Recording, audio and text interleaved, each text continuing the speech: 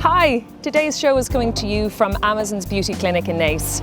We've had the lucky chance to meet Mary Byrne straight from her Xfactor experience. She's popped down to Naas to get a few beauty treatments here, long deserved after all her hard work in London. So few of you will know that her family actually come from Ballyadam in County Kildare. So I'm looking forward to meeting her and catching up and see what she has to say, what her plans are for the future, and what the experience has been like for her. So let's go inside. So Mary, welcome home. Are you happy to be home? I'm very happy to be home. Exhausted, but very happy to be home. Really am. And tell us, how are you coping with all this press attention that you've had? Do you know what? I still feel like me. I don't feel any different to the woman that went away, apart from the fact that I know who I am more now than I ever did. I know I'm a much stronger person than I ever believed. Yeah. And I don't feel fazed by any of the press or the cameras. It just feels natural to me. And what happens, like, when you look out your window and you see press outside your house and stuff, does that kind of make you go, oh, yeah, that can be awkward. You know, yeah, you do. You kind of look at it and say, oh, go away, leave me alone. But, you know, you come into the limelight and you have to expect that. Yeah. Now, I will say that, you know, the paparazzi and the papers and all have been very kind to me and kind of give me your space. Really? You know, yeah, but to a certain extent. Yeah. But no, I came home yesterday and we had a little get together with all the people from Ballyferma, and the news was there and the papers were there. Great reception. Yeah, but I mean, that was at last minute. I mean, if more people had known, they wouldn't have got into that car park. Really? That place they would said have been there was over jammed. 1,000 people there. Yeah, but it would have been more. But really? Because Tesco's didn't, they wanted to kind of, we all thought it was just Tesco's coming home to Tesco's. Yeah. And all of a sudden, when we're coming around the car, there was people lining up along the thing. Oh, it's unbelievable. It was very frightening. And does your heart sink when you see it? Do you go, oh Jesus, or are you like, is he excited? You get excited and you get frightened at the same time. Yeah. But then, you know, I had two guys with me who were really knew what they were doing and were well able to look after me. And then Tesco's had their own security as well, which was kind of nice. And everybody looked after me. It was does brilliant. it feel like a bit of an outer body experience, you know, like talking about having your own security around you? It does. It actually, you know, you watch it on the television all the time. You see all these stars coming out and doing their things now, and I don't see myself as a star by no means. You are. But I don't see that. It hasn't. I just see me as me. Yeah. And to me, I haven't changed, but everybody else out there seems to have this perception that I've changed, and I haven't. Yeah. You know, I'm still Mary Byrne. Yeah. And it is kind of weird when you're looking around and you're seeing everybody screaming for you, and you're going, why are they screaming for me? You know? It's a great feeling, but it's frightening as well at the same time. So tell us, what would have been your highlight of the whole experience? There's a couple of them. The very first song I did, which was, you know, This Is a Man's World, I just loved that. And I loved the fact that was my first time on the Xfactor stage. Yeah, you know, the big stage. Then there was a couple of others, like meeting people. I met Tom Jones at the Bride of Britain Awards and Paul O'Grady. Brilliant. I had a cigarette with Paul O'Grady, which I shouldn't say because Paul is not supposed to be smoking. Neither are you with your chest. No, neither am I, yes, exactly. But then I met, I also went to meet the soldiers over there for the Heroes thing, which that just lifted me. Really? Really, it did, and made me feel so humbled. And I actually stood there and said, this is what it's all about. It's not about fame or money. I mean, we all need it. Yeah. But to see these guys, some of them with no legs, some of them with badly disfigured faces, no arms, and their spirits. It puts things into perspective a bit, doesn't it? Really and truly does, yeah. Great guys, the whole lot of them. Yeah. So that was that, and then there was loads of others as well. Yeah. And then Liam Neeson actually turned around, and I was on this morning, and I seen him coming in, and I went, oh my God, it's Liam Neeson. But he said, oh, Mary, and came over and gave me a big hug. Oh my God. And apparently he was talking about me on one of the radio stations as well, so. That's brilliant. No, I was starstruck by him. That's more people, so than people anybody in else. high places are knowing you now, really, yeah, isn't it? Which is good. Yeah. Definitely. What about any low points? I know that, you know, you were missing Debbie when you were there. Would you say that was kind of your lowest point? That would have been the lowest of the lows now. And then I wasn't well, and I felt very emotional for home. Yeah. Because it is a hard thing you're doing. I mean, I used to watch the X Factor and think you just got up on a stage and did a bit of practice before and got up on the stage and sang. It's not like that. You're going from 8 in the morning till probably 12 at night. And what are you doing all that time? Well, you'd be sitting around waiting to go out and do sound checks. Then you'd be routining your songs. You'd be doing interviews. Basically, at the majority of the time you'd be doing something, but there are times when you'd be just sitting there in the studios with hanging nothing around. to do. Yeah, waiting for someone else to do their sound checks. And it's very tiring and emotionally draining. Yeah. You know. And did they look after you well? You know, are you fed well, and you know, is it comfortable? When you're in the studios, Thursday, Friday, Saturday and Sunday, you get fed well. Yeah. The rest of the week you kind of look after yourself, and half the time you don't get time to have a dinner, so it's sandwiches and bits of fruit, and you try to eat. Sure, it's no wonder you were sick. Well, yeah, but this is it, and this is why I'm still Getting kind of over down. it. And then I've lost a lot of weight as well, which for me was hard to do because I have a thyroid problem. I've only started on thyroid tablets. Right. So but the weight just kept coming down, and I was saying, oh God, and I knew it was because of tiredness and stress and not eating properly. Yeah. So I've actually got to build myself back up now and get well. You do, and have a well-deserved Not back on the break. weight now. Just That was a bit of a bonus. yes, a huge bonus. I have to ask you about Wagner. Poor old Wagner. Yeah. Wagner didn't try to bed me, no matter what the paper said, he didn't. Wagner Cheek of him. Yes, why didn't he try to bed me? That's what I'd like to know. No, seriously. Wagner was a lovely guy. Yeah. He was very misunderstood by the younger people as well. And he did have an attitude problem, but we all do. Yeah, at You times don't, now in fairness, you don't. Yeah, but I at think times some we of do the lose others, the head and kind of. Of course, it's probably a little bit of a But that's the way pressure he cooker. was. And he Yeah. used to get tired because he was an older person like myself. And the kids took him up wrong, and he'd snap at them, and then they'd snap back at him. But Wagner, to me, showed me nothing but respect.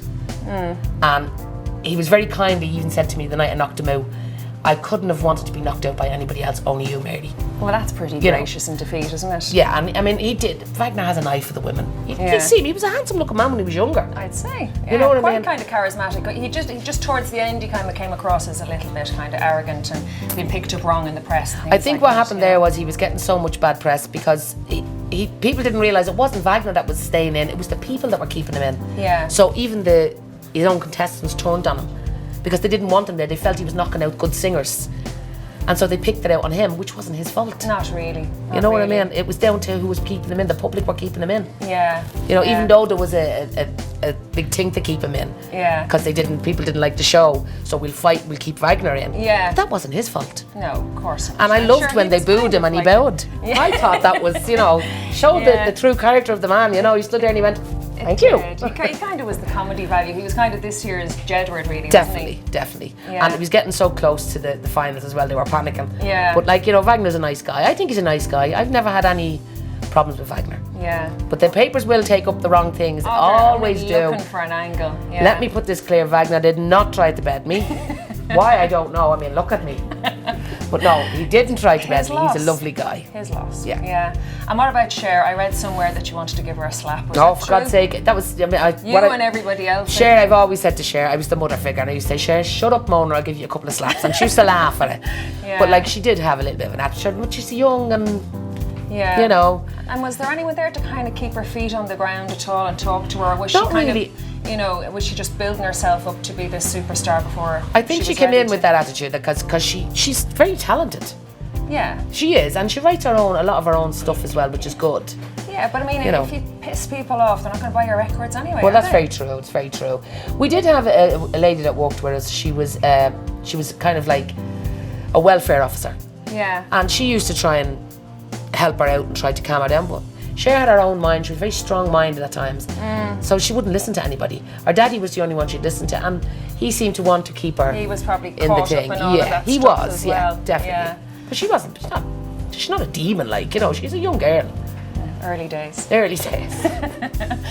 Tell us about your £1 million deal with Psycho. Is that happening?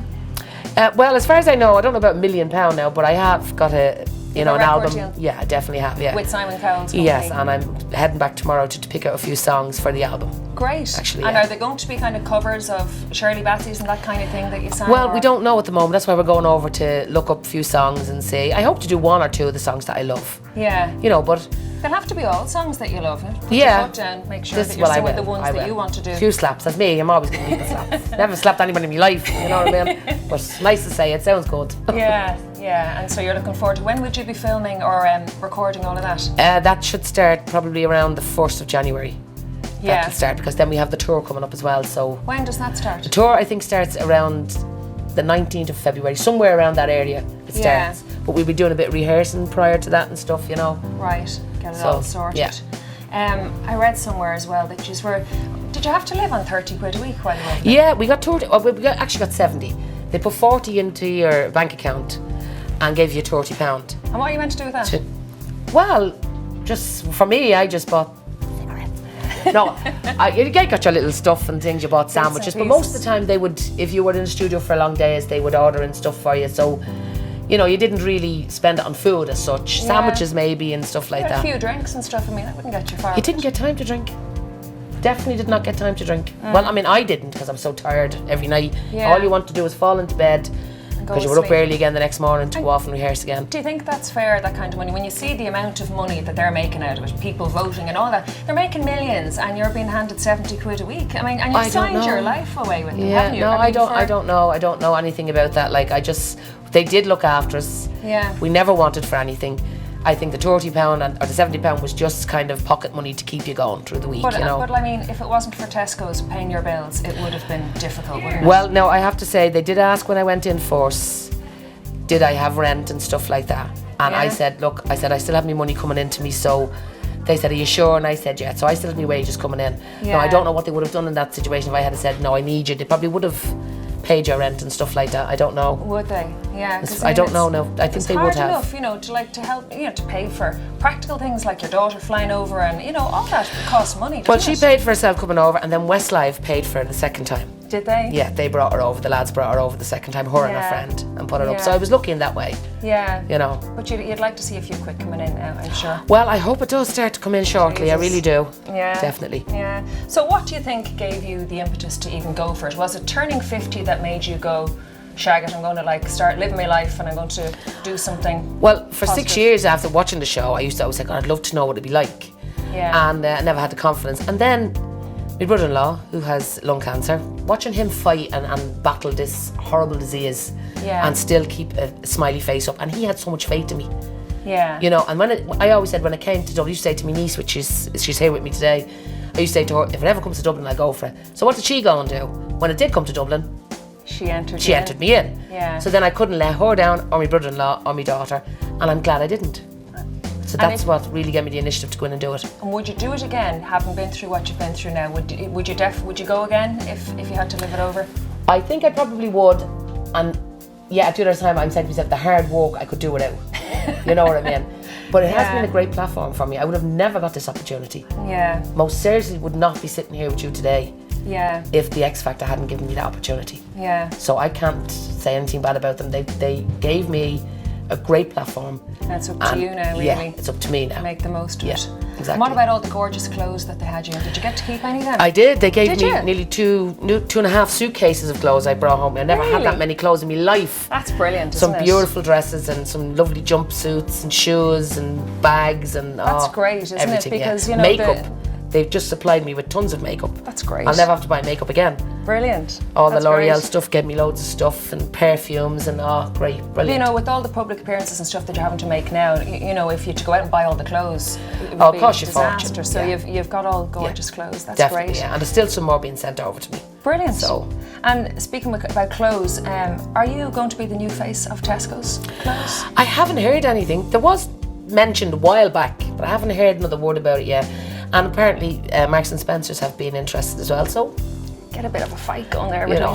Just the best deal will do me, and Yeah, well, I mean, Tesco's have had plenty of good press out of you so far, haven't they? In but fairness, they've been very good to me. Yeah. And they've always said that they got that it was free advertisement for them, so they've never been behind the door as regards me. Yeah. I don't know about anything else they do in life, but when they came to me, they said, Mary, when I said thank you for my wages, they said, look, the amount of pressure you're going to give us, we could give you 10 times more. Pittance by comparison. So they never hid behind the door about that. Yeah. Yeah. Would you have any aspirations of maybe doing any kind of West End musicals Love or kind to. of show-stopping thing? You would you? Love to, and apparently, I don't know how true it is, well, a friend of mine who is my producer said Andrew Lloyd Webber is actually trying to come up with a song for me to do something in one of his shows.